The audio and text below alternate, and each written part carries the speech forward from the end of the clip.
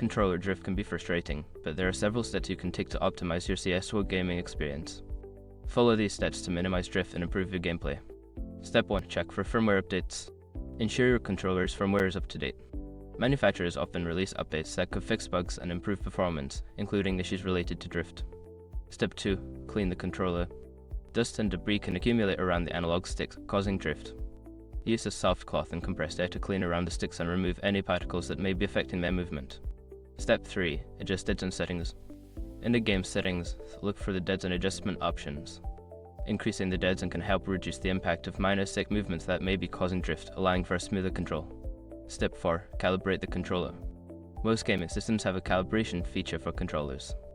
Access the calibration settings and follow the prompts to recalibrate your controller, which can help correct any drift issues. Step 5. Consider hardware solutions. If the drift persists, consider using thumbstick grips or replacing the analog sticks if possible. These hardware solutions can provide better control and reduce the likelihood of drift occurring. By following these steps, you can optimize your controller performance and enhance your gaming experience. Regular maintenance and adjustments can help keep drift at bay, allowing you to focus on your gameplay.